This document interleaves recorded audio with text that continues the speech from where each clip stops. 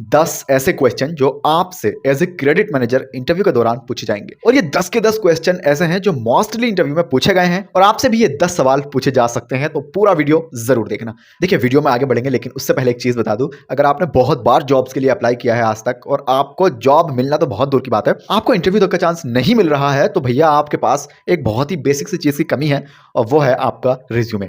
एक professional resume होना बहुत ज्यादा जरूरी है आज की तारीख में जॉब लेने के लिए। अगर आपके पास भी वही रिज्यूमे है जो 10-20 रुपए देकर आपने साइबर कैफे से बनवाया था, उस रिज्यूमे के बेस पे आपको जॉब तो मिल नहीं सकती। मेरी रिक्वेस्ट आपसे सिर्फ इतनी है कि एक बढ़िया प्रोफेशनल रिज्यूमे बनवा लो। कॉन्टैक्ट नंबर ये मिल रहा है आपको, 150 कॉस्ट आएगी और फटाफट से आपका रिज्यूमे आपको मिल जाएगा। बनवा लो, एक बार देख लो। और हाँ दोस्तों, रिज्यूमे बनने के बाद आपकी नौकरी लगने के चांसेस 50 to 80% बढ़ जाएंगे। चलिए आज के इस शानदार वीडियो की शुरुआत करते हैं। पहला क्वेश्चन हमारे पास है, tell me about your previous work experience as a credit manager. बहुत ही बेसिक सा क्वेश्चन है। अगर आपके पास एक्सपीरियंस है देन आपसे क्वेश्चन पूछा जाएगा। तो जी हाँ दोस्तों, ये क्वेश्चन आपसे पूछा जाएगा और आपको बताना है कि मैंने कितना काम किया, कैसे काम किया और कब कब काम किया। यानी कि यहाँ पर आपको 3 चीजें बतानी है। नंबर 1 आपका वर्क, कि एज ए क्रेडिट मैनेजर आपको क्या काम करने के लिए मिलता था। सेकंड है आपकी लेंथ ऑफ एक्सपीरियंस, आपको क्रेडिट मैनेजर पोस्ट पे काम करते हुए कितना टाइम हो गया। और थर्ड है अचीवमेंट। देखिए, जब हम कोई भी काम करते हैं तो वहां पर या तो हम फेल हो जाते हैं या फिर हम पास हो जाते हैं। अचीवमेंट आती है हमारे पास, तो आपको भी यहां पर यही साबित करना है कि हमने क्रेडिट मैनेजर की पोस्ट पे इतने दिन काम किया है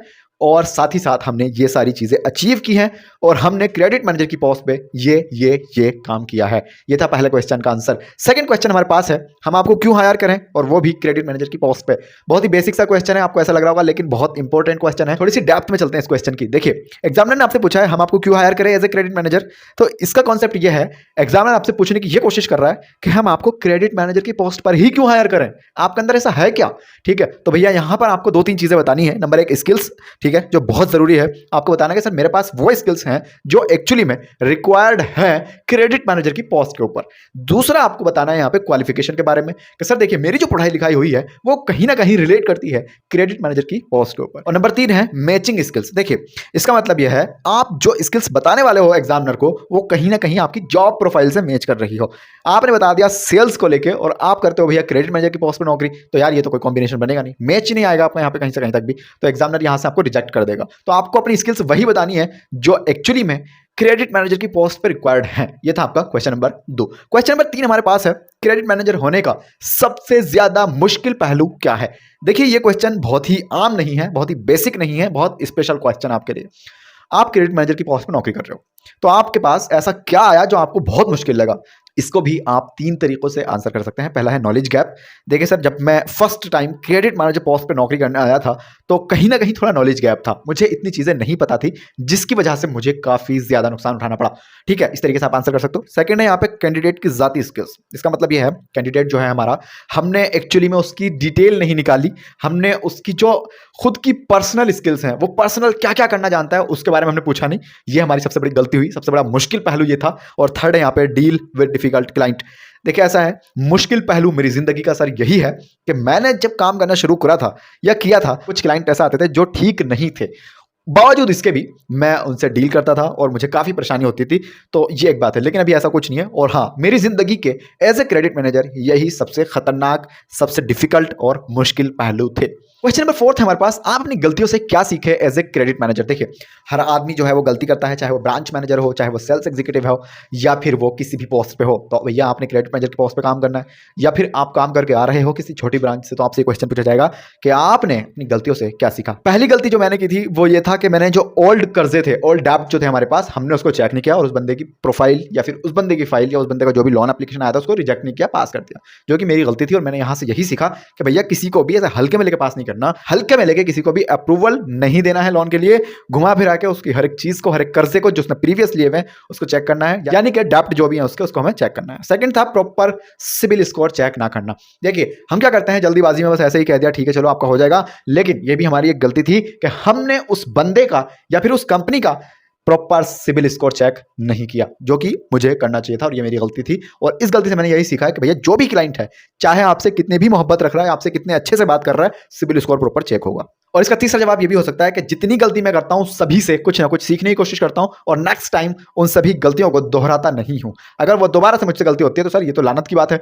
मैं कोशिश नहीं करता कि मुझसे दोबारा वही गलती हो और मैं हर बार कुछ ना कुछ इंप्रूव करने की कोशिश करता हूं। आप भी इन क्वेश्चन के आंसर्स को ऐड ऑन कर सकते हो, कुछ और इनका आंसर देना चाहो तो दे सकते हो, लेकिन मैं परफेक्ट देने की कोशिश कर रहा हूं। आपको लगता है कि नहीं सर इसका आंसर ऐसे भी हो सकता था, आपके लिए कमेंट सेक्शन ऑन है, भैया जाके वहां पे लिख डालो, मैं उसको देखूंगा, अगर अच्छा लगेगा तो पूरी पब्लिक के साथ हम उसको शेयर करेंगे। क्वेश्चन नंबर 5 हमारे पास है, आप अपने क्लाइंट की क्रेडिट वर्थनेस को चेक करने के लिए या फिर जांच करने के लिए कौन से तरीके या फिर क्राइटेरिया यूज करते हो। देखिए नंबर 1 है यहाँ पे नॉलेज ऑफ क्रेडिट स्कोर। सबसे पहले किसी भी बंदे की प्रोफाइल आती है मेरे पास या किसी भी बंदे की फाइल आती है, एप्लीकेशन आती है, डॉक्यूमेंटेशन आता है, मैं सबसे पहले उसका क्रेडिट स्कोर चेक करता हूं, क्रेडिट स्कोर मॉडल बनाता हूं, देन चीजें आगे बढ़ती हैं। ठीक है। दूसरा है एक्सपीरियंस इन क्रेडिट अप्रूवल। मुझे काफी ज्यादा एक्सपीरियंस है क्रेडिट अप्रूवल देना है या नहीं देना। दूसरा यहाँ पे क्रेडिट वर्थनेस के कुछ लक्षण होते हैं, तो वो भी उसके डॉक्यूमेंट के आधार पर, उसकी जो प्रीवियस चीजें चल रही हैं, लोन चल रहे हैं, उसके आधार पर हम चेक करते हैं कि ये बंदा सही है और गलत है। अगर सही है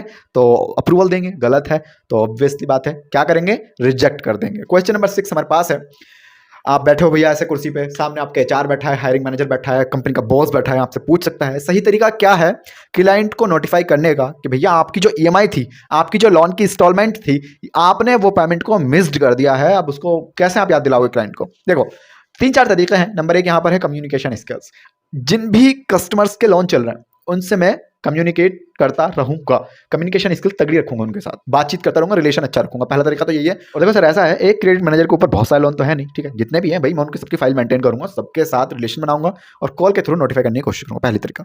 दूसरा तरीका यह है कैंडिडेट के साथ प्रोफेशनली बर्ताव रखेंगे हम कि जो वो हमसे जुड़ा रहे, हमें उसके बारे में पता चलता रहे। और तीसरा है कैंडिडेट प्रॉब्लम सॉल्विंग। मान लो उस बंदे को तो जमा करना है पैसा, ठीक है, लोन की जो भी इंस्टॉलमेंट है वो जमा करनी, लेकिन उसके साथ कुछ क्लेश हो जाता है, लेट हो जाता है मसला, या कुछ भी दिक्कत आती है, तो मैं इतना काबिल हूं अपने आप के अंदर कि सर मैं उसकी प्रॉब्लम को सॉल्व कर सकूं, तब जाके मैं यहाँ इंटरव्यू देने आया हूं, ताकि मुझे पता हो कि एक कैंडिडेट को क्या क्या प्रॉब्लम आ सकती है और उसका सॉल्यूशन है क्या एक्चुअली में। ये था क्वेश्चन नंबर 6। और क्वेश्चन नंबर 7 यानी कि 7 हमारे पास है, आप अपने देनदार से या फिर कर्जदारों से कैसे निपटते हैं। ठीक है, अगर उसने ये कह दिया और बिल्कुल साफ साफ कह दिया कि भाई मैं आपको कोई पैसा नहीं दूंगा, चाहे वो 1 करोड़ हो या फिर 20 लाख 50 लाख, आपके क्लाइंट ने कह दिया भाई मेरे पास पैसे नहीं है, मैं आपको कोई भी इंस्टॉलमेंट नहीं देने वाला, किसी तरह का कोई पेमेंट नहीं करने वाला, तो आप उससे कैसे निपटोगे। बड़ा ही सिंपल सा क्वेश्चन है भाई, एग्जामिनर पूछ सकता है। ठीक है, इसका जवाब हमें कुछ इस तरीके से देना है कि सर पहली चीज यही है कि जो भी क्रेडिट पॉलिसी है मैं उसको देखूंगा कि क्रेडिट या फिर लोन देते समय हमने इसके साथ क्या पॉलिसी बनाई थी, यदि हमारा कर्ज नहीं चुकाता है तो हम क्या करेंगे। दूसरा यहाँ पे डेब्ट की रिकवरी के जो लॉ हैं वो क्या हैं। ठीक है, एक कर्जा किसी ने ले लिया तो उसको वापस लेने के जो लॉ हैं, एक्चुअली लॉज हैं, वो क्या हैं वो देखेंगे। और थर्ड है नेगोशिएशन एंड प्रॉब्लम सॉल्विंग। देखो सर ऐसा है, मैं अपनी जिम्मेदारी से तो नहीं भाग रहा हूं, लेकिन फिर भी मैं इतना जिम्मेदार हूं, मैं यही कोशिश करूंगा कि हमारी कंपनी प्रॉफिटेबल रहे। कहीं ना कहीं मैं उससे बहस करूंगा, उस चीज़ के लिए रिलेशन बना के बहस करूंगा और उसको बोलूंगा भाई अपना काम है कर लो, तुम्हारे देना है पैसा दे दो। ठीक है, तो इस तरीके से आप इसका आंसर कर सकते हो। क्वेश्चन नंबर 8 है और बड़ा सिंपल सा क्वेश्चन है, समझ में आ जाएगा आपकी भी कि भैया as a credit manager what is your management style. ठीक है, देखो आपकी नौकरी लग जाती है तो फिर आपका जो स्टाइल है क्रेडिट मैनेजर के तौर पे कैसे काम करोगे, मतलब क्या आपके तरीके क्या हैं।